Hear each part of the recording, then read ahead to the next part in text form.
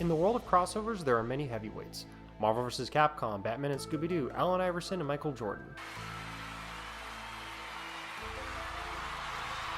And the list of juggernauts goes on and on. However, at the turn of the millennium and thanks to the popularity of the Blair Witch Project, a new subgenre of horror was beginning to take hold of pop culture. These were the found footage films. Being inspired by the recent popularity of this guerrilla-style filmmaking, series producers of The X-Files thought, yeah, we should do that, but with cops.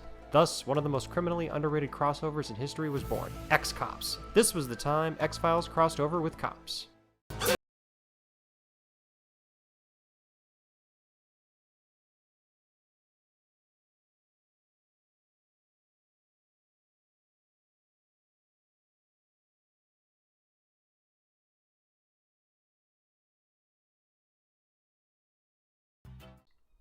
For those that care, spoilers are ahead, but I'll let you know before they come up. I wouldn't consider myself the biggest fan of X-Files. Sure, I've seen episodes here and there and genuinely liked the movie that came out, but I've never really sat down and actually watched the series in its entirety. Growing up, I did watch a lot of Cops, as my dad was a big fan of that show. Cops is a gritty and realistic look at the life and times of various patrolling officers in major cities. Looking at it from face value, horror and a show about cops don't really seem like they would go hand in hand. However, it's quite the opposite. That tension or fear of the unknown, what could happen or could not happen on a patrol, is very similar to the feeling you get when you watch any horror movie. The sweat building above your brow, the tingling sensation crawling down your back, anything can and will happen. Honestly, Cops could potentially be the starting point of why I find found footage or documentary-style cinema so appealing.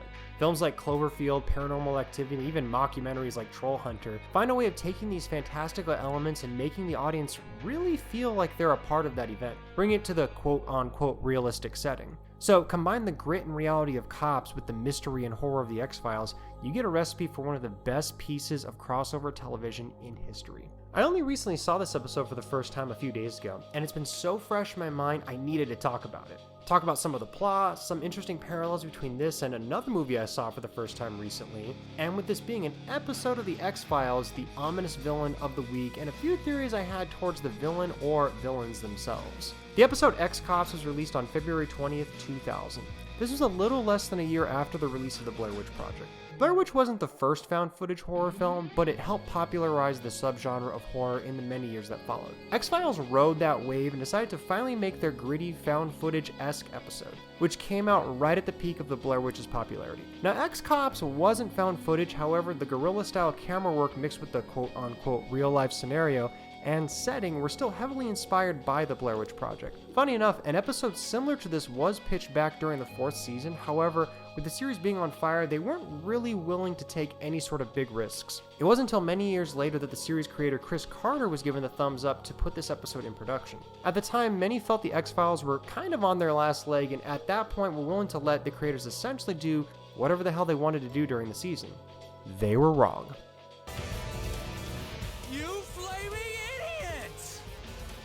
Take this! However, Blair Witch wouldn't necessarily be the only movie that X-Cops would share similarities to. Rather, another obscure film called Liquid Sky that the YouTuber Wang promoted on his channel a few weeks back. It's not a found footage film, but the way in which the entity/villain in the episode acts is very similar to that of Liquid Sky, but more on that later in the spoiler section of the episode. The episode starts with the familiar Cops jingle, before thrusting us right into the action where Detective Wetzel is investigating an attempted burglary and home invasion. Upon arriving, he finds large slash marks at the door and a hysterical resident afraid for her life. Upon investigating further, Detective Wetzel and the Cops' cameraman are attacked by an unseen assailant, leaving both incapacitated. Eventually, Mulder and Scully are brought into the fray and the episode takes off. So from here, I'll be jumping into spoilers, and if you haven't watched it yet, I highly recommend stopping and watching the episode before returning. If not, to avoid spoilers, go to here. If you are still here, chances are you've already seen the episode, so I'll do my best to summarize the events and not bore you to death with all the details. Throughout the night, many more victims are attacked, a sketch artist, prostitute, mortician, and finally Detective Wetzel for a second time at the end of the episode. All throughout the episode, though, all the eyewitnesses describe a different attacker who is preying on the people. Freddy Krueger, a drug lord pimp, a virus, and a wasp man, are just to name a few. Even Mulder at the beginning is convinced they are hunting a werewolf because this entity only attacks during the full moon, as during the previous one, a man was attacked and died from a werewolf attack. The show sets this up as an early red herring, with the initial house being attacked by a clawed monster. It later turns out she saw Freddy Krueger. Welcome to prime time, bitch! Eventually, it's discovered through the process of elimination that the creature or entity that's been hunting people in LA does so by turning into the thing they fear the most, or are mortally afraid of. Fear is the most powerful emotion. After some attacks, the show culminates to its climax where Mulder and Scully attempt to rescue Detective Wetzel before he is killed by the entity. However, before they get to him, dawn arrives and the entity disappears. The show ends ominously with Detective Wetzel being alive, but it's unclear if he was able to stop the entity or if it will return again during the next full moon. Clearly, this episode of The X-Files stands out by being completely different to all previous episodes, taking inspirations from very obvious sources, but also bearing striking similarities in other regards. Much how the villain isn't explicitly shown in the Blair Witch, this leaves a shadow of doubt that the supernatural elements happening in the Blair Witch really happened or not. X-Cops takes a similar approach, albeit less effective than the Blair Witch did, when leaving the audience with the question of, is it supernatural? Up for debate. Throughout the episode, you get the feeling you're not supposed to know if there really is an entity attacking, or if it's something else entirely. Even at the end when Mulder makes the joke to the camera that the proof all depends on how it's edited, gives the impression that you should question whether the paranormal things are happening. Oftentimes in the episode, clearly supernatural shit is happening though, with the mortician dying of a virus within seconds, or the door shutting on Mulder and Scully after entering the crack house to rescue the detective and the camera crew. Clearly Mulder is correct in his assumptions that this entity is killing people who experience fear. And if this were actually captured in film, it would be hard to disprove a lot of what had happened that night. However, it still works. Oftentimes you're watching and like any good crime story, red herrings pop up all over the place. Despite the clearly supernatural things happening, if you suspend your disbelief and treat it as a real scenario, you could buy that most of the weird things happening as a coincidence or a setup. Now, most people watching this episode for the first time will make the Blair Witch connection, and rightfully so, as the creators have even credited certain aspects of the episode to that film. However, I feel that this episode of X-Files, at least in terms of its storytelling and plot, has more in common with the film Liquid Sky than Blair Witch, in particular its villain. I guess spoilers for Liquid Sky here as well, but Liquid Sky follows a set of characters in New York who are all being targeted by an alien creature. In it, the alien creature feeds off the dopamine rush excreted by heroin junkies, and later after learning sexual orgasms do the same, it feeds off people who have sex. In the movie, the creature latches on to the main character as she goes around and sleeps with people, ultimately leading them to their doom. The logic of why the alien is in New York coincidentally is very similar to the entity in X-Files. The German alien hunter in Liquid Sky states New York was a hub for junkies trying to get into stardom and show business, that it had a never-ending food source of dopamine fiends. While in the episode, Mulder states, No, it makes perfect sense. You said so. You asked me earlier, what would this thing be doing in Willow Park?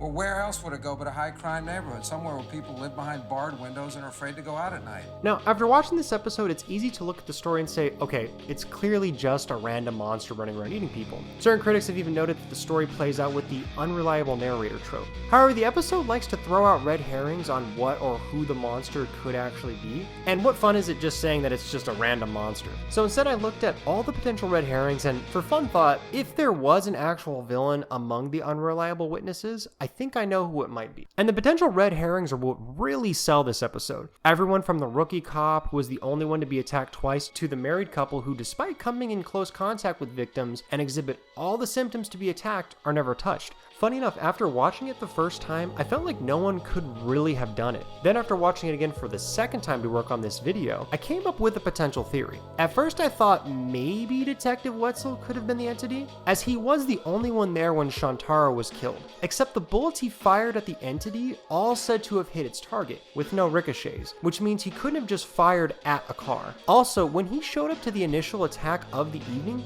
he was responding to a call with the cameraman crew. There is no way he could have been both attacker and responded to the call. You could also make the argument that the camera crew could be in on it, what with the additional crew members showing up later on in the episode. However, the two most innocent characters may in fact be the most guilty. Enter Steve and Edie, the only two witnesses to never appear at the crime scenes. Despite coming into contact with most of the individuals involved, they are never hunted despite Edie exhibiting signs of fear. Even Steve states later on that they are afraid but will not be ran out of their house. But what makes them likely suspects? Well, oftentimes when an attack does occur, there are multiple variables. Take for example the final scene in the crack house. While Mulder and Scully are working their way up to Detective Wetzel, who is currently being assaulted, mind you, the door slams behind them. So far this entity has shown that it can only affect people who are afraid and can only attack one at a time, theoretically.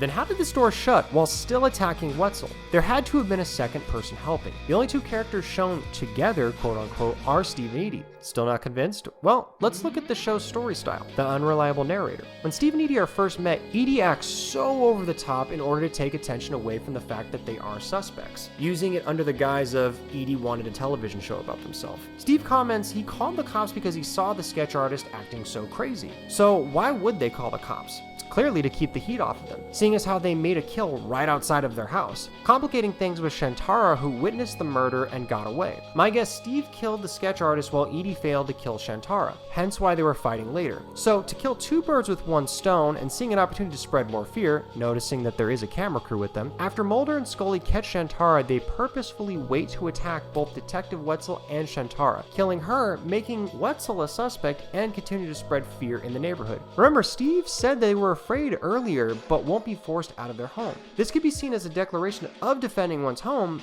but could also be taken as a subtle threat from the entities themselves, and also keeping the fear alive. Fear makes you predictable. Afterwards, when Scully is with the mortician who suddenly dies of a virus, Mulder comments it probably was latched onto Shantara somehow. Yet, Mulder and Scully had just come from Steve and Edie's location. Not enough? Well, how about when Mulder and Scully determine Steve and Edie may be the next victims and decide to spend a few hours with them? The attacks literally stop happening. It's literally not until Mulder and Scully leave that the attacks continue throughout the evening. Oh gee, I wonder who the killer is. My theory is it's possible because Mulder and Scully aren't in any mortal fear that this makes Steve and Edie powerless when they show up at their home. However, one fault in my logic that is pretty blatant is why they don't just turn invisible before Mulder and Scully show up. And my only real rebuttal to that is that then it would be obvious with them just disappearing at 1 a.m. in an established violent neighborhood. You're crazy.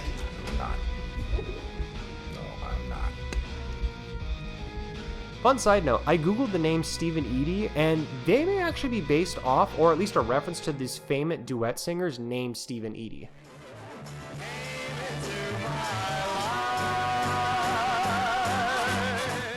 Clearly this is all for fun, but let me know what you guys think. Or if you think it is potentially someone else based on other evidence, let me know.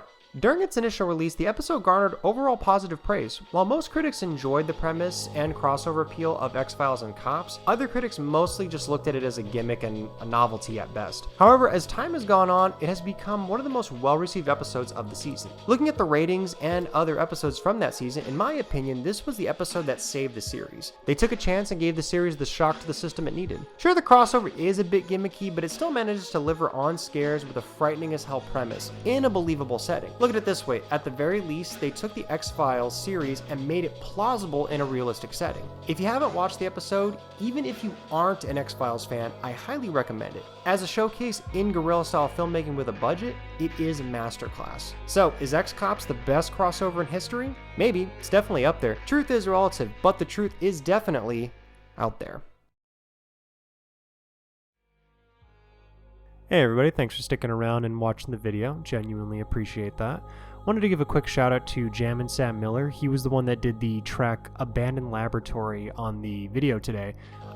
It's one of his original tracks, and I just felt like it was absolutely amazing, and I'm very grateful for the fact that he let me use the song in the video today. I wasn't planning on doing another video so soon. I try to space these out with my work and school load, but I had watched that episode of X-Files and was just like, hey, I have to talk about it somewhere. So, thanks again for watching. I genuinely appreciate it. If you're not subscribed to Jammin Sam Miller, for some reason, definitely go check his stuff out. The track today was an original piece. Does a lot of restoration work, and it's overall pretty amazing channel. Anyway, thanks for watching, guys. Genuinely appreciate it. Make sure to keep things light and rebellious, and I'll catch you guys on the next one.